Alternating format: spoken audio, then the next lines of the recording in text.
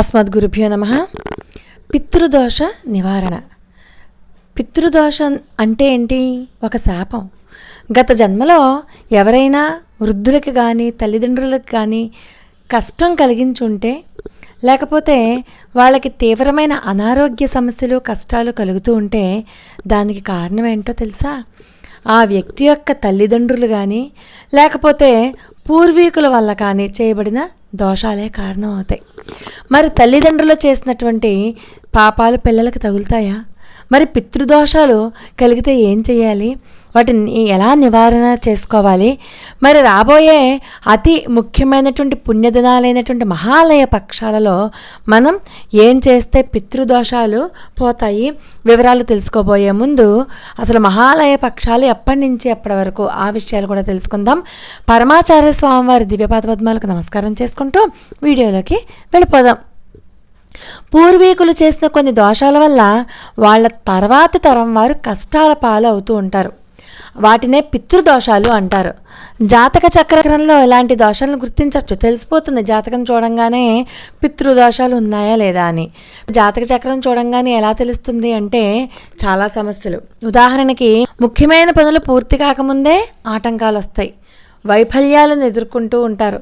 గౌరవ ప్రతిష్టలకి భంగం కలగడం, కుటుంబంలో స్త్రీకి చిన్న వయస్సులోనే వైధవ్యం ప్రాప్తించడం, కుటుంబంలో వ్యక్తి యొక్క మానసిక స్థితులు సరిగ్గా లేకపోవడం, ముఖ్యంగా సంతాన భాగ్యం లేకపోవడం, లేకపోతే పుట్టిన సంతానం జీవించకుండా ఉండడం, లేకపోతే సంతానం వల్ల తీవ్రమైనటువంటి సమస్యలు రావడం, ఇలాంటివి జరుగుతూ ఉంటాయి.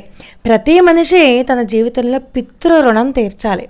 దీనివల్ల పితరులు తృప్తి చెందుతారు.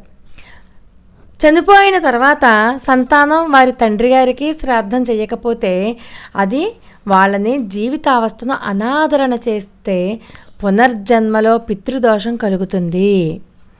లేకపోతే సర్పహత్య కానీ ఏదైనా నిరపరాధిని హత్య చేసినా కూడా పితృదోషం కలుగుతుంది. మరి పితృదోషం నివారించడానికి ఏం చేయాలి అంటే పితృకార్యాలు చేయాలి.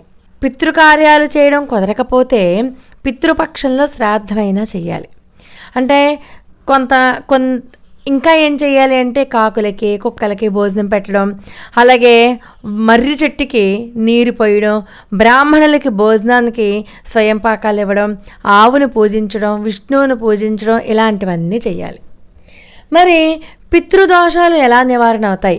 అసలు మహాలయ పక్షంలో ఏం చేయాలి? అసలు మహాలయ పక్షాలు ఎప్పటి నుంచి ఎప్పటిదాకా అంటే మహాలయ పక్షాలు సెప్టెంబర్ నెల 17వ తారీఖు నుంచి మొదలవుతాయి. మహాలయ పక్షాలు ఆ పుణ్యతిథుల్లో ఎటువంటి శుభకార్యాలు చేయరు. ఇది కేవలం పితృదేవతల యొక్క తర్పణాలు వదలడానికి మాత్రమే. అది అక్టోబర్ 2వ తారీఖు దాకా ఉన్నాయి. ఈ 15 రోజుల పాటు అన్నీ కూడా పితృకార్యాలే చేయాలి. ప్రతిదీ కూడా పితృకార్యాలే చేయాలి. ఈ పితృకార్యాలు చేయడం వల్ల మనకి పితృ రుణం తీర్చుకున్నట్టు అవుతుంది. పితృదోషాలు నివారణ అవుతాయి. మనకి ఏ పనులైతే ఆటంకాలుగా ఉన్నాయో, ఏ సంతానం అయితే సరిగ్గా లేరో అవన్నీ కూడా చెక్కబడతాయి. పితృకార్యాలు చేయకపోతే ఏమవుతుందో తెలుసా?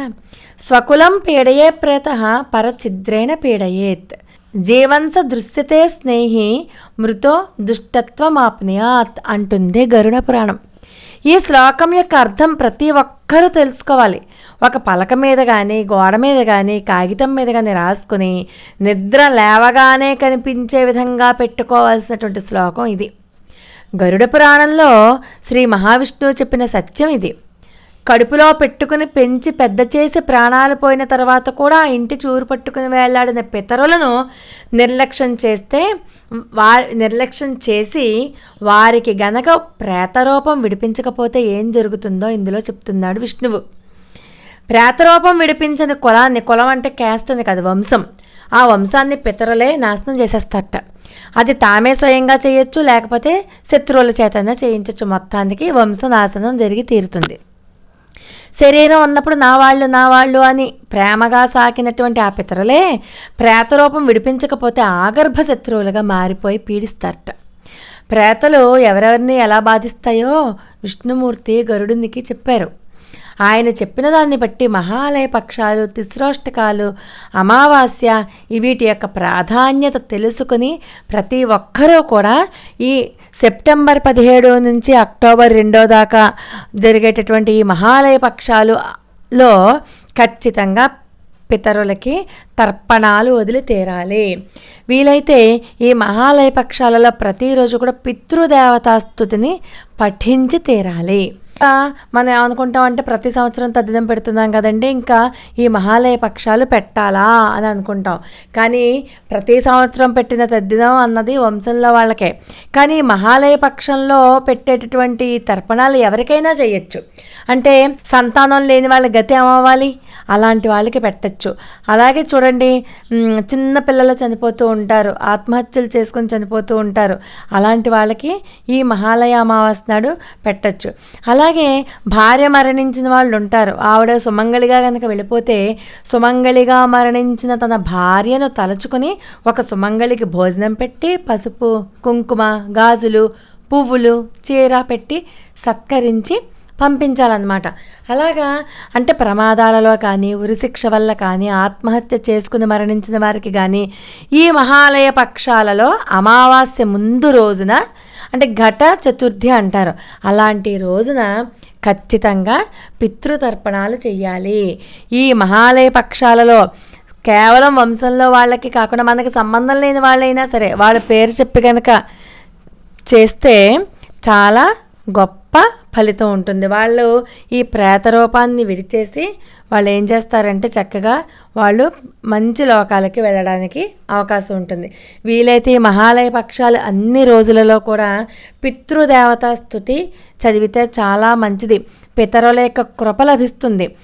పితృదేవతా విజ్ఞానంతో కూడినటువంటి ఈ స్తుతి ఇంట్లో ఉంటే చాలట. పితృకృపచేత ఆ ఇల్లు ఆనంద ఐశ్వర్య నిలయం అవుతుంది అనడంలో ఎటువంటి సందేహము లేదు. పుష్టికారకమైనటువంటి ఈ స్తుతి శ్రాద్ధంలో భోక్తల ముందు చదివితే చాలా మంచిది అని గరుడ పురాణంలో చెప్తున్నారు. కాబట్టి దేవతల చేత కూడా ఆరాధింపబడే మహామహిమాన్వితులు ఎవరైనా ఉన్నారు అంటే వారు పితృదేవతలే. వారి అనుగ్రహం వల్ల వంశవృద్ధి, ఐశ్వర్యము, క్షేమము ఇవన్నీ కూడా సమకూరుతాయి. మీకు ఈ పితృదేవతా స్తుతి యొక్క లింక్ కింద డిస్క్రిప్షన్లో ఇస్తాను. కాబట్టి ఆ పితృదేవతా స్తుతిని చదువుకోండి. మీకు దాన్ని మన డిస్క్రిప్షన్లో పీడిఎఫ్ కాకపోయినా స్తుతి అంతా కూడా వచన రూపంలో కూడా ఇవ్వడం జరుగుతుంది. చూసుకోండి, చదువుకోండి. మహాలయ పక్షాలు చక్కగా నిర్వహించి పితృదేవత శాపాల నుంచి విముక్తులయ్యి పితృదేవతలకి మంచి లోకాలు కలగాలని చెప్పి కోరుకుంటూ ఇంట్లో అన్నీ కూడా ఈ మహాలయ పక్షాల వల్ల ఏదైతే పితృదోషాలు మన వంశాలను పట్టి పీడిస్తూ ఉన్నాయో, అనేక పనులన్నీ ఆటంకాలు ఉన్నాయో అవన్నీ సమసిపోయి పితృదేవతల యొక్క ఆశీర్వచనాలు కలగని చెప్పి కోరుకుంటూ లోకా సమస్త సుఖనోభవంతో మరొక అద్భుతమైన వీడియోతో మళ్ళీ కలుసుకుందాం. అంతవరకు నమస్కారం.